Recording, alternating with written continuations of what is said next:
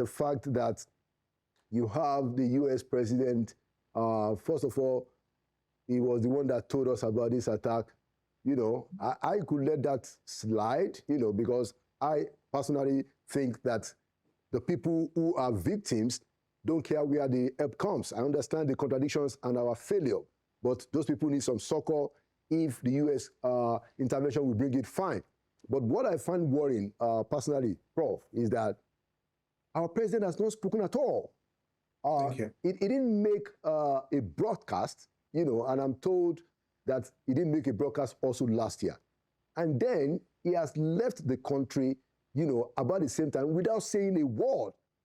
And then Anthony Joshua got involved in an accident, and then the president made a call to Anthony Joshua and put it out to us. Now, I mean, I'm not saying the president shouldn't call Anthony Joshua. Of course, he should.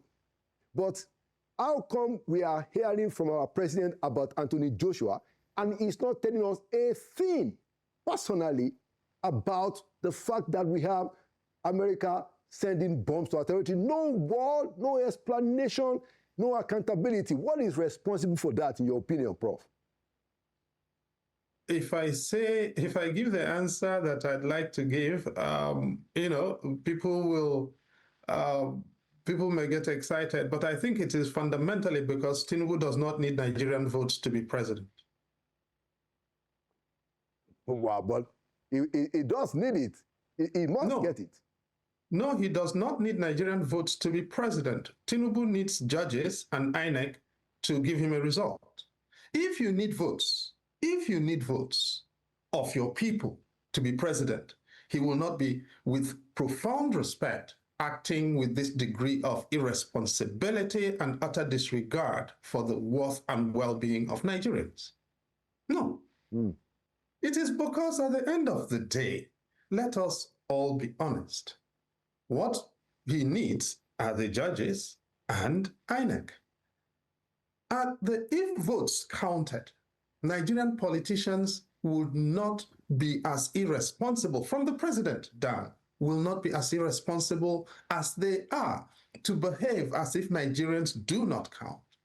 Because for good or for ill, and I agree with you, you know, people, you know, I've spent most of my life working on atrocities and insecurity across the world, and particularly across the African continent. And when you look at the situation, you know, Sudan, in Darfur, for instance, or indeed in the north of Ethiopia, in Tigray, in Sierra Leone, Liberia, where we had the situation in West Africa, you know, in the last decade of the last millennium, the fact is people who are in trouble, or indeed in the Great Lakes of Africa, right?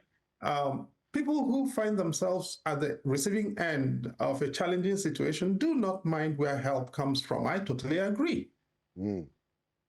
But when that help involves something on the scale of a missile strike on your territory, you do expect that your president will be responsible enough to face his people and say, this is what transpired. And that, to not do that, to not think he owes Nigerians that, and to then leave the country. And while all of that is taking place, what happens? They issue a statement on a $1 billion financing arrangement for the so-called coastal road.